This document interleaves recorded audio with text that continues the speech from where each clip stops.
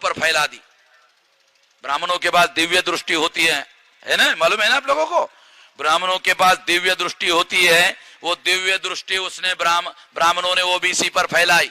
फैलाने के बाद ब्राह्मणों को पता चला, दिव्य दृष्टि के द्वारा क्या पता चला कि ओबीसी राम भक्त लोग हैं। ओबीसी ब्राह्मणों को पता चला ओबीसी क्या है? राम भक्त लोग हैं। एक ओबीसी दूसरे ओबीसी को जब मिलता है तो अभिवादन में कहता है राम राम, तो उधर से दूसरा जो पाटिल साहब है वो क्या बोलता है? राम राम। वो तो जोर देव ना जोड़ते राम राम। दूसरा ओबीसी का आदमी कहीं कहीं कहता है जय राम, तो उधर से वो जवाब देता है जय राम। तो इसका मतलब है ओबीसी राम की जय कर रहा है। ओबीसी राम की जय कर रहा है। रामायण में शूद्र शंभुक की हत्या राम ने की, ऐसा वाल्मीकि ने रामायण में लिखा। शूद्र कौन है? शेड्यूल कास्ट तो अछूत है, शूद्र नहीं है। शेड्यूल ट्राइब तो आदिवासी है, शूद्र नहीं है। शूद्र कौन है? तो ज्योतिराव फुले कहते शूद्र तो ओबीसी है। सबूत आप बोलेंगे क्या सबूत है? ज्योतिराव कहते हैं, देखो ज्योतिराव कहा करते थे शूद्र अति शूद्र। तो अति शूद्र किसको कहते थे Jyotirao? Schedule caste schedule tribe को अति शूद्र बोलते थे। तो फिर शूद्र कौन? ओबीसी। बाबा साहब आंबेडकर ने हु वेयर द शूद्रा नाम का ग्रंथ लिखा। किसके लिए लिखा? ओबीसी के लिए लिखा। उसकी प्रस्तावना पढ़ो किताब में, ओबीसी के लिए किताब लिखा। जो बाबा साहब आंबेडकर को मानने वाले बाबा साहब आंबेडकर के जाति के लोग हैं, उन्होंने भी नहीं पढ़ा, ओबीसी कहां से पढ़ेंगे? बाबा साहब आंबेडकर ने हु वेयर द शूद्रा नाम का जो ग्रंथ लिखा, वो ग्रंथ बाबा साहब का नाम स्मरण करने वाले सवेरे से लेकर शाम तक उन्होंने भी नहीं पढ़ा, उनको भी पता नहीं है। ओबीसी कहां से पढ़ेंगे? तो उनको पता नहीं, उधर उन्होंने सारा लिखा हुआ है। तो उदाहरण के लिए बताया आप लोगों को कि ओबीसी वर्ण व्यवस्था में शूद्र है, और इसी वजह से छत्रपति शिवाजी महाराज का ब्राह्मणों ने कहा आप शूद्र हो, इसलिए आपका राज्याभिषेक नहीं हो सकता। ब्राह्मणों ने शिवाजी महाराज का राज्याभिषेक करने से इनकार किया। तो कारण था कि ब्राह्मण ऐसा कहते थे, मानते थे शिवाजी महाराज कुंभी है, और कुंभी होने की वजह से वो शूद्र है, ऐसा उनको वो कहते थे। और इसलिए उनको राजा बनने के लिए ब्राह्मण लोग मानने के लिए राज्याभिषेक करने के लिए राजी नहीं होते थे। ये सारी बातें बाबा साहब आंबेडकर ने हु वेयर द शूद्रा नाम के ग्रंथ में लिखी हुई है, आप पढ़ लेना, मराठी में वो ग्रंथ उपलब्ध है। तो इस तरह से बहुत सी बातें हैं जो हम लोगों को मालूम नहीं है। तो मैं आपको बता रहा हूं कि रामायण में, वाल्मीकि रामायण में वाल्मीकि ने लिखा कि राम ने शूद्र शंभुक की हत्या की। अगर आज के तारीख में अगर इसको इंटरप्रिट किया जाए, इसकी व्याख्या की जाए, तो कैसा कहा जा सकता है? आज के तारीख में राम ने उस समय शूद्र शंभुक की हत्या की थी, आज के तारीख में उसका अर्थ होगा राम ने ओबीसी शंभुक की हत्या की थी। इसका अर्थ यह होता है, केशवराव धोंडगे का नाम अकोला जिले के लोग जो है विदर्भा में हैं। केशवराव धोंडगे नांदेड़ जिले में, नांदेड़ जिले के लोग शायद यहां है कि नहीं मालूम नहीं। केशवराव धोंडगे अभी भी शायद जीवित है, बुजुर्ग आदमी है। उन्होंने शूद्र शंभुकाचा खूनी राम ऐसा एक किताब लिखा था उस समय, क्योंकि वो सत्यशोधक आंदोलन में थे तो उनको मालूम था, इसलिए उन्होंने एक किताब लिखा था। वो किताब अभी भी अवेलेबल है। तो ये उदाहरण आपको बता रहा हूं कि आज के तारीख के हिसाब से राम ने शूद्र शंभुक की हत्या की का अर्थ होता है ओबीसी की हत्या की। अगर राम ने ओबीसी की हत्या की तो ओबीसी कैसे कह रहा है जय राम? अगर ओबीसी की हत्या राम ने की तो ओबीसी जय राम नहीं कह सकता। अगर ओबीसी ने जय राम कहा तो इसका मतलब है अगर राम ने उसकी हत्या की तो उसको विरोध करने के बजाय वो जय राम कह रहा है। अगर ओबीसी राम की जय कहता रहेगा और राम के जय जयकार के नारे लगाता रहेगा तो क्या होगा? राम की ही जय होगी। अगर राम की जय होगी तो ओबीसी का क्या होगा? ओबीसी का तो पराजय हो जाएगा। अरे तुम खुद ही राम की जय कह रहे हो तो तुम्हारा जय कैसे होगा? वो तो तुम्हारा पराजय होगा। इसलिए उदाहरण आप लोगों को बता रहा हूं, समझ में आए इसलिए बता रहा हूं, जानकारी हो इसलिए आपको बता रहा हूं। देखो ये उदाहरण बहुत महत्वपूर्ण है। तो ब्राह्मणों ने अपनी दिव्य दृष्टि फैलाई और दिव्य दृष्टि में देखा ओबीसी राम भक्त है और ओबीसी जो राम भक्त हैं, अगर ओबीसी का राम नाम सत्य करना है तो राम का नाम ही पर्याप्त है और कुछ ज्यादा करने की जरूरत बिल्कुल नहीं है। राम का नाम लेकर ओबीसी का राम नाम सत्य करना संभव है। ब्राह्मणों ने सोचा, मैं नहीं बोल रहा हूं, ब्राह्मणों ने सोचा और इसलिए ब्राह्मणों ने ओबीसी को कहना शुरू कर दिया। 81 के बाद मंडल में रिपोर्ट आया 81 में, तो ओबीसी को ब्राह्मणों ने कहना शुरू कर दिया। क्या कहना शुरू कर दिया? ओबीसी को ब्राह्मणों ने कहा तुम्हारे राम का मंदिर अयोध्या में हम बनाना चाहते हैं, मुसलमान हैं कि बनने देना नहीं चाहते।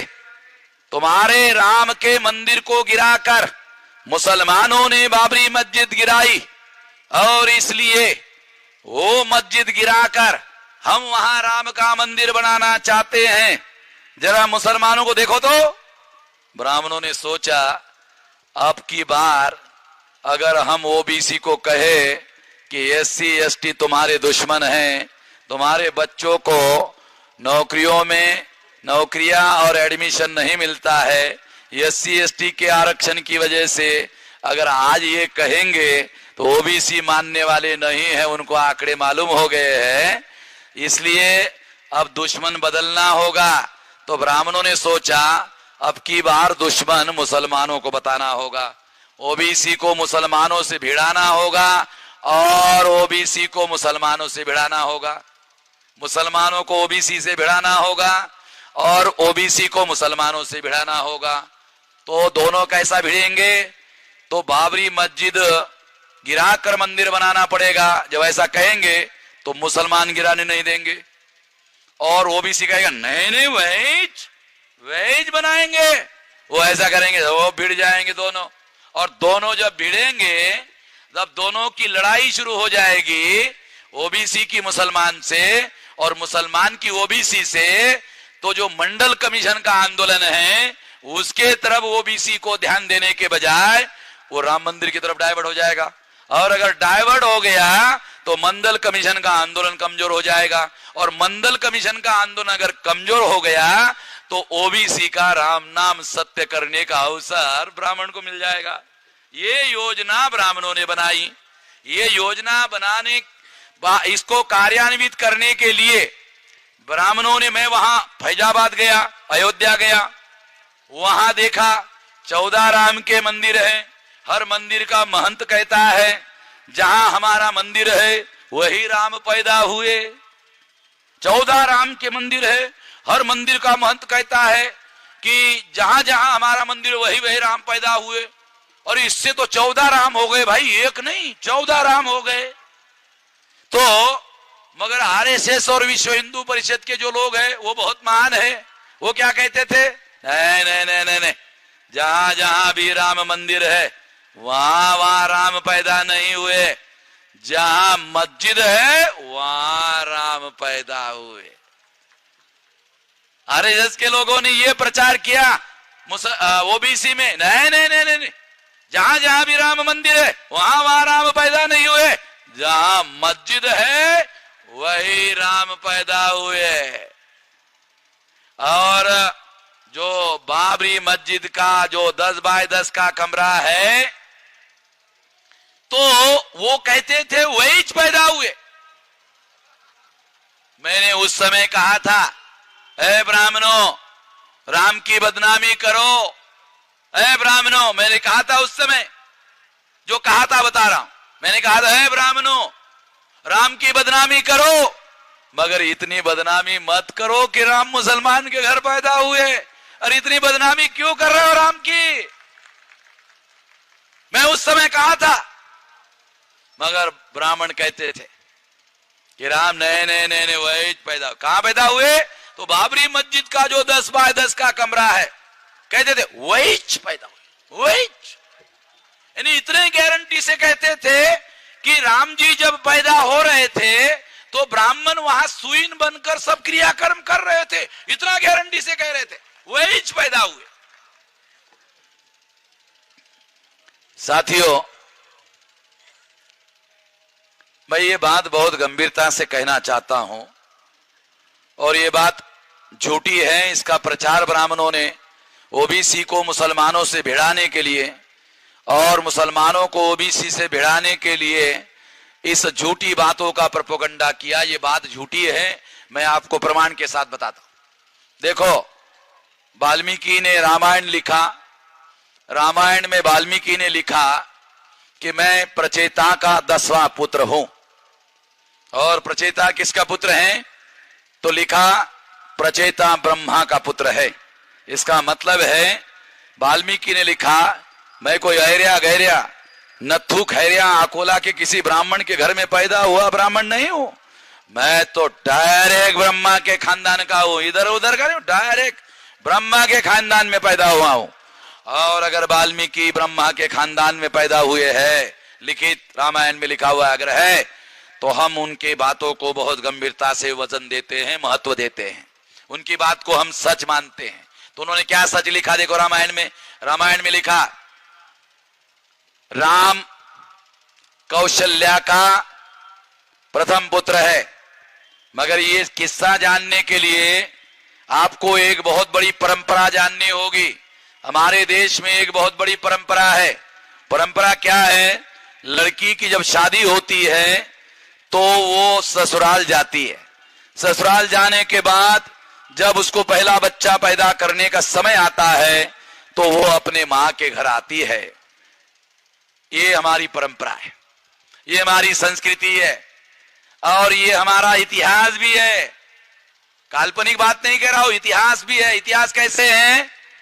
बुद्ध की मां जब बुद्ध को पैदा करने का समय आया था तो उसकी मां अपने मां के घर जा रही थी। जंगल में ही समय हुआ, जंगल में ही बुद्ध को पैदा किया। तो इसका मतलब यह है कि इतिहास भी है, यानी परंपरा है, संस्कृति है, इतिहास भी है। मैंने लोगों को, शेड्यूल कास्ट के लोगों को पूछा कहां हमारे यहां है, शेड्यूल ट्राइब को पूछा उनका हमारे यहां है, ओबीसी को पूछा उनका हमारे यहां है, मैं सब मुसलमानों को पूछा उनका हमारे यहां भी है। और मैंने कहा मुसलमानों में ऐसा क्यों है? छानबीन किया, छानबीन करने के बाद पता चला मुसलमानों में क्यों है। तो जो भारत में मुसलमान है, इस्लाम का निर्माण अरबस्तान में हुआ, मगर भारत में जो मुसलमान है वो अरबी नहीं है। भारत में जो मुसलमान है वो SC ST OBC से धर्म परिवर्तन करके मुसलमान हो गया। यानी जो पहले महादेव भाई था वो आज मोहम्मद भाई हो गया, ज्यादा फर्क नहीं हुआ। जो कल महादेव भाई था वो आज मोहम्मद भाई हो गया। देखो आपको समझाता हूं, देखो ए महादेव भाई है और ए मोहम्मद भाई आज। अब ये दोनों के पुरखे एक कैसे हैं आपको जो प्रयोग करके दिखाता हूं, ये प्रयोग करके दिखाता हूं, क्योंकि प्रयोगशाला में जाना और ज्यादा महंगा है, इसलिए उंगलियों पर प्रयोग करके दिखाता हूं। देखो ये महादेव भाई और ये मोहम्मद भाई आज का, ये जरा पीछे जाओ, 4 पीढ़ी 10 पीढ़ी 15 पीढ़ी पीछे जाओ, ये साला मिल गया था। महादेव भाई मोहम्मद भाई एक कच हो गया। जैसे ही आप 10-15 पीढ़ी पीछे जाओ तो आपको दिखाई देगा अरे महादेव भाई मोहम्मद भाई एक कच है। तो ये जो महादेव भाई था ये मोहम्मद भाई हो गया, हमारे आदमी है। ये SC ST OBC से धर्म परिवर्तन करके ये मुसलमान हो गया। और इसका एक और सबूत, हमारे लोग अनपढ़ थे, परिवार के साथ मुसलमान हो गए, उसकी मां अनपढ़ थी, जब परिवार के साथ मुसलमान बन गई तो उसको मुसलमानों की उर्दू अरबी लैंग्वेज नहीं आती थी, वो जो भाषा बोलती थी वही भाषा वो अपने बच्चों को पढ़ाती थी। तो इसलिए केरला का मुसलमान मलयाली बोलता है, आंध्रा का मुसलमान तेलुगु बोलता है, तमिल का मुसलमान तमिल बोलता है, तमिलनाडु का, कर्नाटका का कन्नड़ी बोलता है, महाराष्ट्र का मराठी बोलता है, गुजराती मुसलमान गुजराती बोलता है, राजस्थान का मारवाड़ी बोलता है, लखनऊ का अवधी बोलता है, पटना का मगही बोलता है, बंगाल का बंगाली बोलता है। और जो कह रहा हूं छानबीन कर लेना, जो मैं कह रहा हूं मानना मत, छानबीन कर लेना, मान लेना। और इससे सिद्ध होता है कि अगर मुसलमानों की मातृभाषा जो भारत के लोगों की मातृभाषा वही है अलग अलग राज्यों की, तो इससे सिद्ध होता है कि वो हमसे धर्म परिवर्तन करके मुसलमान हो गया। जब महादेव भाई का मोहम्मद भाई हो गया तो महादेव भाई ने मोहम्मद भाई बनने के बाद भी परंपरा जो हमारी थी साथ में लेकर मुसलमानों में गया, तो उधर भी परंपरा हमारी है। तो एससी एसटी ओबीसी और माइनॉरिटी में ये परंपरा है कि लड़की की जब शादी होती है तो ससुराल जाती है, अपना बच्चा पहला पैदा करने के लिए अपने मां के घर आती है, अपना बच्चा अपने मां के घर पैदा करती है। रामायण में वाल्मीकि ने लिख कर रखा, राम कौशल्या के प्रथम पुत्र थे, एक बात। दूसरी बात, अयोध्या कौशल्या की ससुराल थी, मैका नहीं था।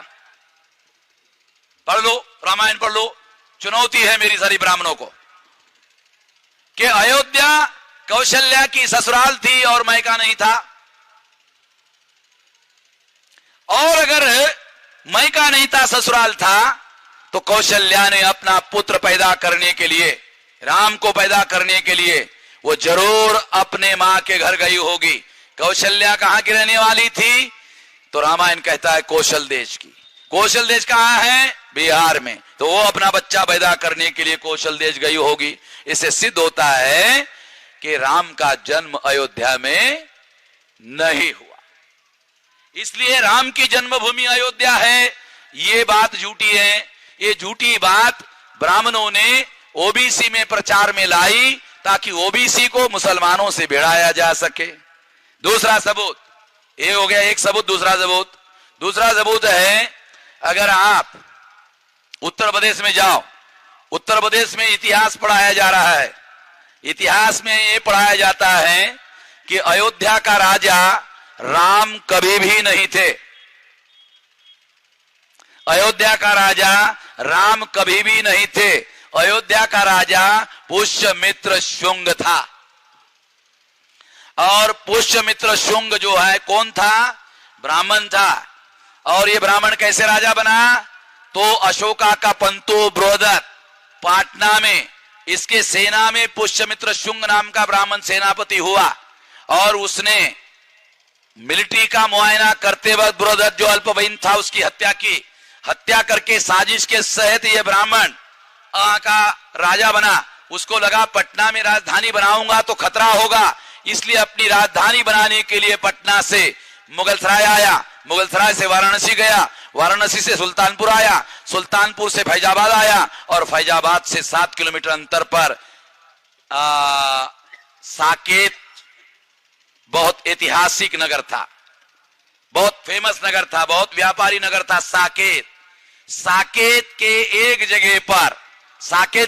जगह पर पुष्यमित्र शुंग ने अयोध्या नाम का अपनी राजधानी बसाई। ये इतिहास है और आप आज भी इतिहास की किताबों में पढ़ सकते हो कि राम अयोध्या का कभी भी राजा नहीं थे, पुष्यमित्र शुंग थे। उत्तर प्रदेश में आज भी पढ़ाया जा रहा है। तीसरी बात, सबूत के तौर पर बोल रहा हूं आपको, तीसरी बात, वैसे तो बहुत सारी बातें हैं। तीसरी बात, राम के पत्नी का नाम सीता था। सीता का जन्म कैसे हुआ? तो जनक उसके पिता थे, जमीन में हल चलाते चलाते जमीन से निकली। काल्पनिक बात हो गई, सही नहीं है।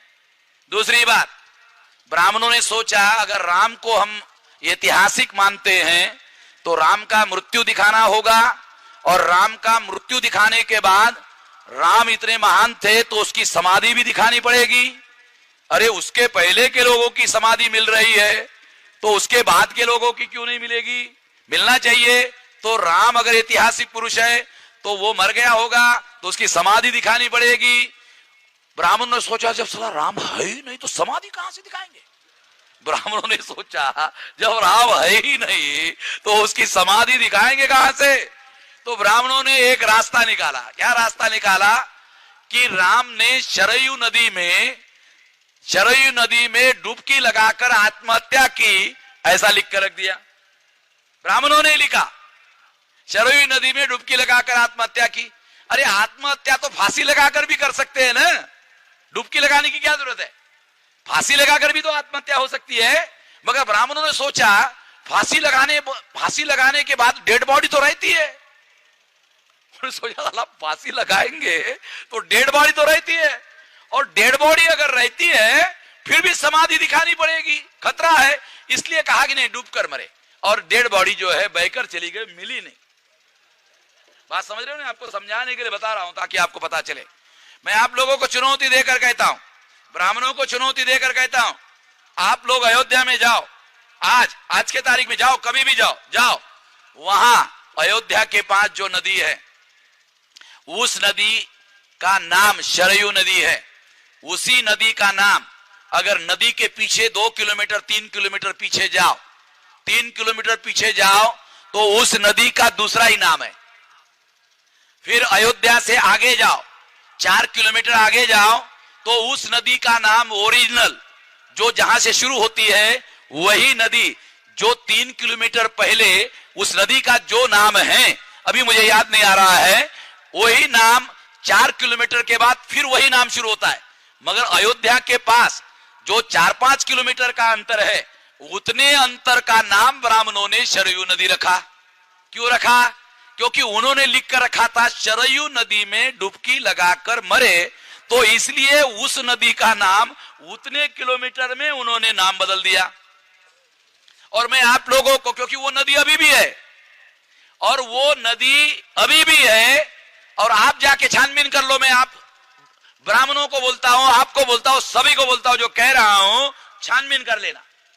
इन सारी बातों से सिद्ध होता है कि ब्राह्मणों ने ओबीसी के लोगों को झूठ मूठ की कहानी बताई, और कहानी बताकर ओबीसी के लोगों को मुसलमानों के साथ भिड़ाया, लड़ाया। जब इलाहाबाद हाईकोर्ट ने विश्व हिंदू परिषद के लोगों को आदेश दिया कि आपको 2 महीने का समय दिया जाता है, आप कहते हो वैज पैदा हुए तो सबूत ले आओ। इलाहाबाद हाईकोर्ट ने विश्व हिंदू परिषद के लोगों को आदेश दिया कि आप कहते हो वैज पैदा हुए, ले आओ, सबूत ले आओ, आप कोर्ट में सबूत सादर करो। तो विश्व हिंदू परिषद के लोग हरिद्वार में 2 दिन बैठे। 2 दिन मंथन करने के बाद इस नतीजे पर पहुंचे, सबूत तो है नहीं। 2 दिन मंथन करने के बाद पता चला सबूत तो है नहीं। तो विश्व हिंदू परिषद का प्रवक्ता अखबार वालों के सामने आया और कहा राम अयोध्या में ही पैदा हुए। क्या कहा? राम अयोध्या में पैदा हुए। ये हमारी आस्था का सवाल है, और आस्था के कोई सबूत नहीं हुआ करते। वो खुद कह रहे हैं कि राम अयोध्या में ही पैदा हुए, ये हमारे आस्था का सवाल है, और आस्था के कोई सबूत नहीं हुआ करते। इस तरह से विश्व हिंदू परिषद के लोगों ने अखबार वालों के सामने आकर कहा, इसे सिद्ध होता है कि सबूत नहीं है, और अगर सबूत नहीं है तो मामला झूठा है, और अगर झूठा है तो इससे सिद्ध होता है कि ओबीसी के लोगों को मुसलमानों से भिड़ाने के लिए, और मुसलमानों को ओबीसी से भिड़ाने के लिए, ताकि दोनों की लड़ाई हो सके, और ओबीसी के लोग मंडल कमीशन की लड़ाई लड़ने के बजाय राम मंदिर की लड़ाई लड़ने में शामिल हो जाए, ताकि मंडल का ओबीसी का आंदोलन कमजोर किया जा सके और ओबीसी के विरोध में षड्यंत्र को कामयाब किया जा सके। ये योजना ब्राह्मणों ने बनाई, ये बात हमारे सामने दिखाई देती है। और अगर आपको इसका कोई और सबूत चाहिए तो मैं एक और सबूत देता हूं। दिल्ली में national union of backward classes के राष्ट्रीय अध्यक्ष, ओबीसी का एक संगठन था national union of backward classes, उसके राष्ट्रीय अध्यक्ष थे चौधरी ब्रह्म प्रकाश। चौधरी ब्रह्म प्रकाश ने दिल्ली में मोर्चा निकाला ओबीसी का। उस ओबीसी के मोर्चा में नारा लगाया जा रहा था। ओबीसी का नारा है, पिछड़े वर्ग का नारा है, 90 भाग हमारा है, भारत का 90 भाग हमारा है, ये नारा लगाया जा रहा था। एक पत्रकार भी साथ में चल रहा था। कार्यक्रम समाप्त हो गया। समाप्त होने के बाद पत्रकार ने चौधरी ब्रह्म प्रकाश को कहा, चौधरी साहब ये मोर्चा में नारा बहुत बढ़िया लग रहा था। चौधरी साहब ने पूछा कौन सा नारा? तो पत्रकार ने रिपीट करके बताया, पिछड़े वर्ग का ओबीसी का नारा है, 90 भाग हमारा है। ये नारा बहुत बढ़िया लग रहा था, मगर मोर्चा में एक कमी थी। चौधरी ब्रह्म प्रकाश ने पत्रकार को पूछा क्या कमी थी? पत्रकार ने बताया कि पिछड़े वर्ग का नारा है, 90 भाग हमारा है। ये नारा लगाने वाले जो लोग थे वो संख्या में 90 नहीं थे,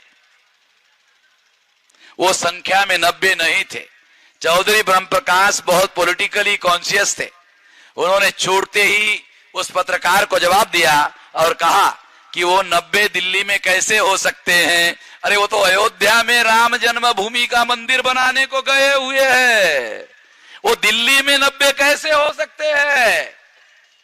ये सबूत इस बात का कि राम जन्मभूमि का आंदोलन ओबीसी के लोगों को मंडल पर से ध्यान हटाकर मंदिर के आंदोलन पर डाइवर्ट करने के लिए, ताकि मंडल के आंदोलन को कमजोर किया जा सके। मैं मराठवाड़ा में उस समय घूम रहा था। माजलगांव में एक धनगर जाति का प्रोफेसर था। उस प्रोफेसर को मैंने कहा, मान्यवर ये आपके लोगों के हितों का मंडल कमीशन का कार्यक्रम है, इसको जागृत करने के लिए आप सहयोग कीजिए। तो उन्होंने मुझे कहा कि धर्मो रक्षति रक्षम, तुम धर्म की रक्षा करो तो धर्म तुम्हारी रक्षा करेगा। तो हमको धर्म की रक्षा करनी चाहिए, धर्म संकट में है। ओबीसी के आदमी ने मुझे, प्रोफेसर ने कहा धर्म संकट में है, उसको बचाना होगा। ऐसा अकोला में एक बहुत बड़ा वो फ्लेक्स लगा हुआ है और उसमें लिखा है, उसमें फोटो लिखा हुआ है नरेंद्र महाराज। नरेंद्र महाराज कौन है? ओबीसी। आप लोगों को मालूम नहीं होगा, हम तो जानते हैं ना। ये नरेंद्र महाराज जो है हमारा ही बंदा है, ओबीसी। तो उसमें टाइटल लिखा हुआ है हिंदू धर्म खतरे में है। क्या खतरे में है? हिंदू धर्म खतरे में। और क्यों खतरे में है? ओबीसी के लोग जाति न्याय जनगणना, भारत मुक्ति मोर्चा के लोग जाति न्याय जनगणना करने के लिए रैली कर रहे हैं, इसलिए धर्म खतरे में है। तो जो प्रोफेसर ने माजलगांव में उस समय मुझे कहा था, तो वो ओबीसी के लोगों के साथ धोखाधड़ी करने के लिए जो मामला चलाया जा रहा था, वैसा ही मामला आपके अकोला में ही नहीं, सारे देश भर में चलाया जा रहा है ओबीसी के साथ धोखा करने के लिए। आपको सबूत के तौर पर बताता हूं, उस समय ओबीसी के लोगों को डाइवर्ट करने के लिए विनय कटियार, फैजाबाद का कुर्मी जाति का, कुनबी जाति का व्यक्ति, उसको बजरंग दल का राष्ट्रीय प्रमुख बनाया गया था। उमा भारती लोध जाति की, ओबीसी की। कल्याण सिंह को आरएसएस ने मुख्यमंत्री बनाया, बाबरी मस्जिद उसके राज में गिरवा कर दिया। चौथी बात, रितंबरा पंजाब की ओबीसी। तो इन लोगों को आरएसएस के लोगों ने, ओबीसी के लोग थे, ओबीसी के लोगों को गुमराह करने के लिए ओबीसी के ही लोगों को मैदान में उतारा और उसका इस्तेमाल किया और मंडल